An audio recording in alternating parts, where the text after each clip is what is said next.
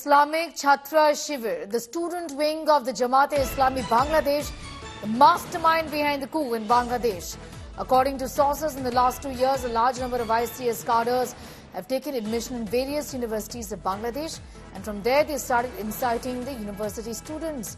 As a result, the people who came out on the streets in the 2 months or so that we've been seeing on the issue of reservation were actually university students, is what we are learning. The banned organization, Jamaat-e-Islami Bangladesh Student Wing Islamic Student Camp, has its main center in Dhaka University in Chittagong, Jahangir University, Sylhet University and Rajshahi University. In the last 3 years, all the student organizations that won elections are won with the support of this student organization.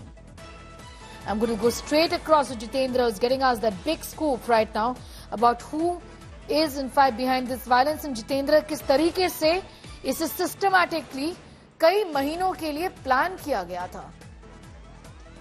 देखिए ये बड़ा plan है और इन सब के पीछे पाकिस्तानी खुफिया agency ISI है। इस तरीके की जानकारी सूत्रों के हवाले से मिल रही है, क्योंकि जो इस्लामिक छात्र शिविर है ये जमातुल मुजाहिदीन बांग्लादेश जो संगठन है, प्रतिबंधित संगठन है, इसका छात्र संगठन है।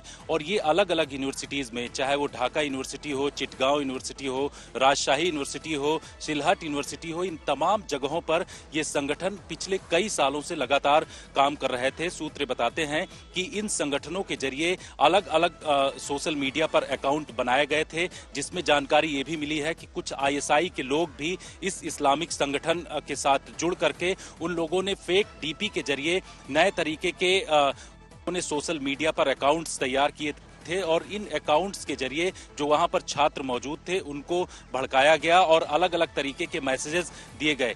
सूत्र ये भी बताते हैं कि इन तमाम चीजों के पीछे पाकिस्तानी खुफिया एजेंसी आईएसआई 1-2 महीने से नहीं, पिछले कुछ सालों से लगातार इस तरीके से छात्रों को भड़काने की कोशिश उनकी तरफ से किया जा रहा था और फेक मैसेजेस जो है उनकी तरफ से सरकार के खिलाफ चलाए जा रहे थे।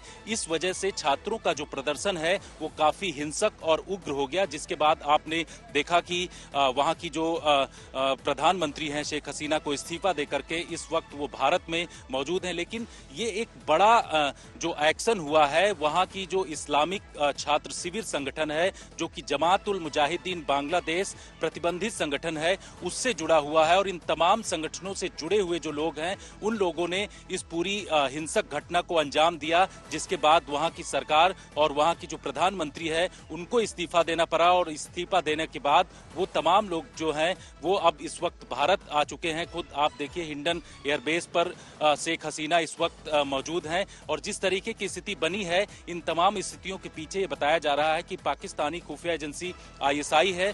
सोशल मीडिया पर उन्होंने अलग तरीके के